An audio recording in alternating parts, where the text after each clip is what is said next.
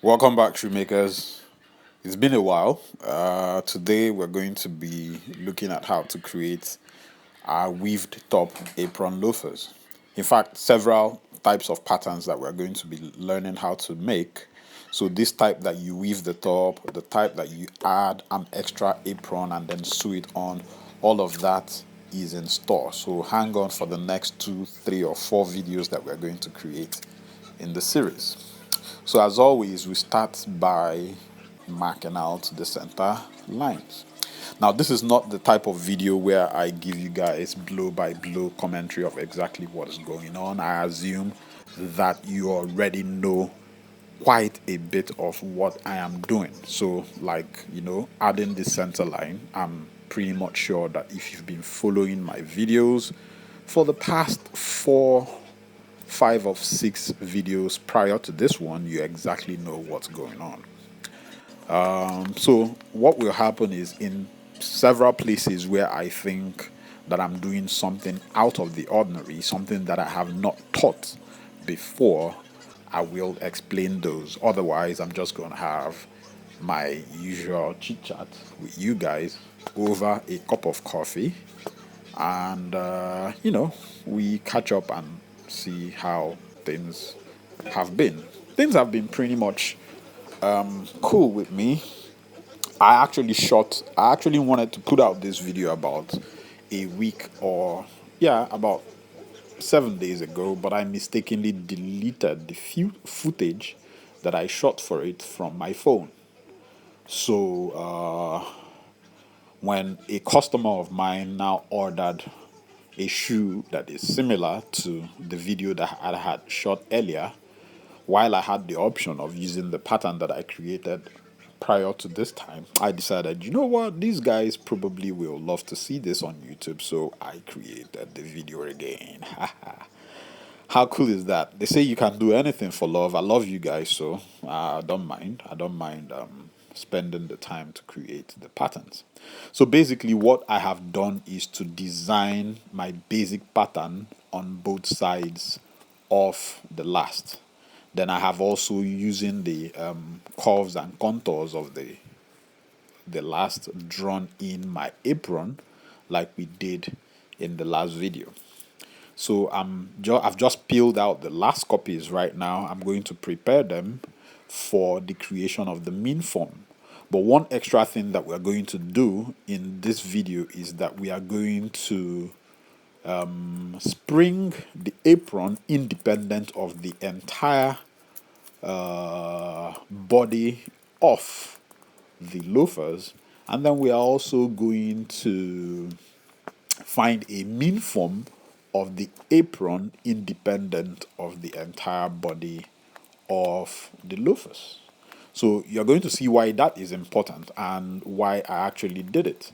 In the last video, I showed you how you could just use an asymmetrical apron and then avoid your aprons tilting to one side.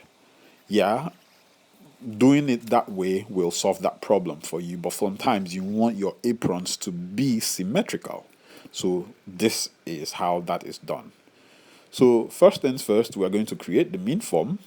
So we place our last copies and trace them out. So we trace out the medial side first, marking out all our cardinal points. When we are done with that, we will, like we always do, place our lateral side heel to heel, tip to tip, and then also trace that out. Now, this is a generally symmetrical last at the front part.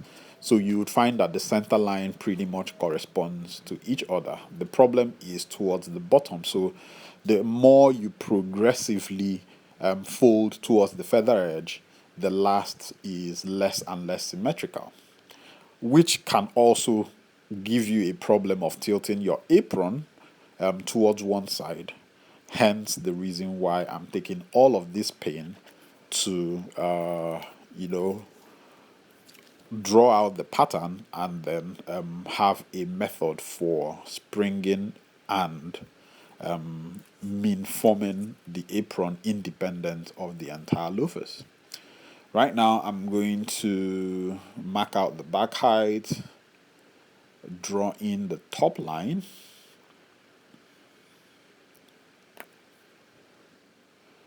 and then mark out the instep.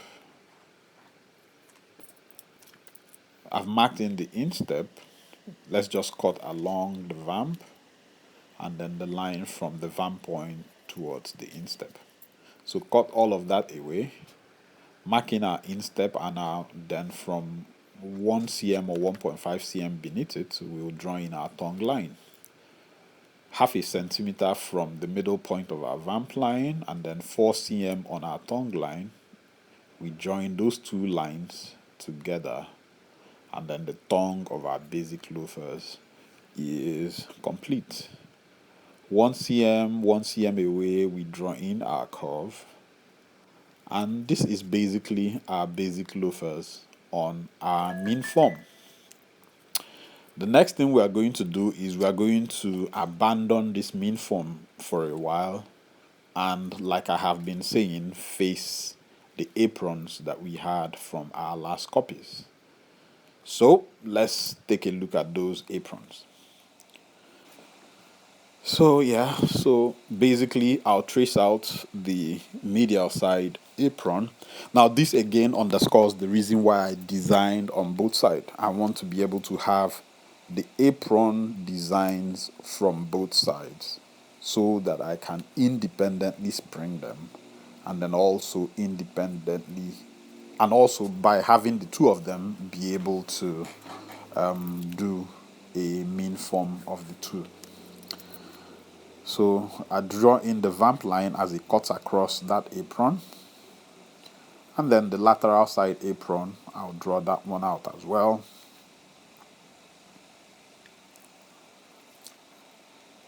Trace that one out, of course. Then when I'm done, I would also draw in the vamp line as it cuts across that apron. So we cut all of that out. So once we're done, we'll basically spring them on a straight line, and then do the mean form of both the aprons, both sides of the apron. Now look and see here what's going on. You see that space in the middle? That's what you have to contend with when you're not springing your vamps or your aprons. So to spring it, we do basically the same thing that we do on regular vamps. We cut it very close to the middle, cut them very close to the middle, and then align them to a straight line and secure in place with tape. So align on a straight line, secure in place with tape. This is pretty much basic. Anyone who has followed me for 2 or 3 months now typically understands that we do this for each and every single pattern that we create. Most of the patterns that we create, really, we spring the vamps. So we do that. Now once we've done that, if we couple the two of them together, you see that that space immediately automatically disappears. Now let's go ahead and do the mean form. So when you fold the apron into two, you find that there is a slight differential between the two of them. So being that I want a symmetrical apron, I'll find the mean between the two of them and cut along that mean position or the middle. That way, when I unfold, I would have apron that is completely symmetrical.